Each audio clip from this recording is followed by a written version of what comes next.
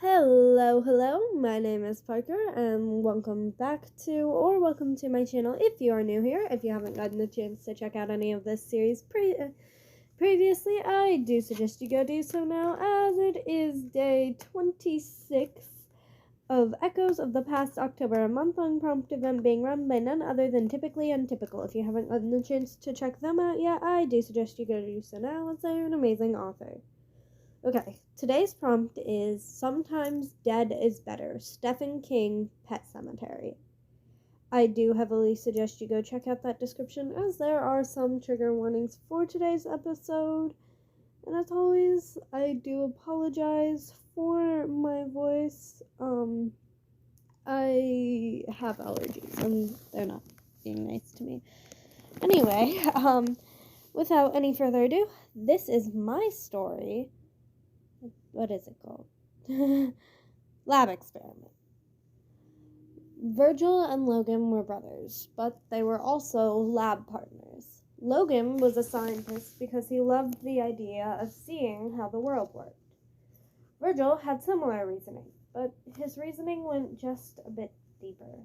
It calmed his anxiety to know how things worked, seeing that maybe the world wasn't nearly as scary as they might have seemed. It was helpful in every way possible for his anxiety. Virgil walked through the door of the lab, stripping off his hoodie and tugging on the lab coat that Logan had bought him.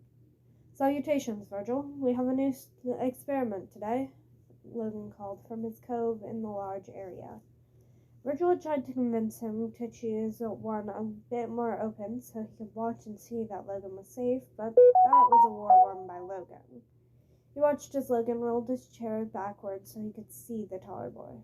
Despite Logan being Virgil's older brother, he was quite a bit shorter than he was, yet he was better built otherwise.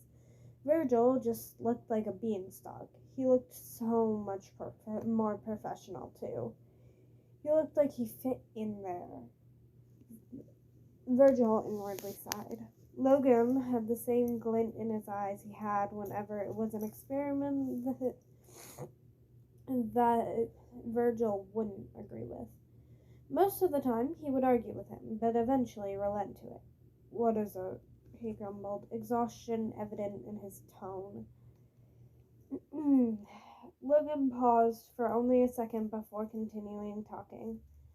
"We are going to attempt to bring the specimen back to life," he explained with a strong note of excitement.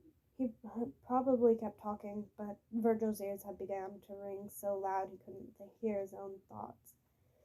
All he could hear was the screaming of "no" running through his head. He would go through with a lot of things, even if he didn't think a good plan, but raising the dead? Absolutely not. He had nearly caused the lab to explode with one of their experiments, even though he asked not to do the experiment at all, yet that seemed like nothing compared to the dead being raised from their grave. He finally forced himself to tune back into the world, shoving the ringing back as best he could. "I mean, think of all the people who we could help," Logan explained, his eyes gleaming. "No. I'll do a lot of things, but I'd be damned if I brought anything back from the dead," he hissed, stepping backwards. I do hope you guys have enjoyed today's episode. I know I did, and I will see you all tomorrow. Have a very wonderful day, and be safe.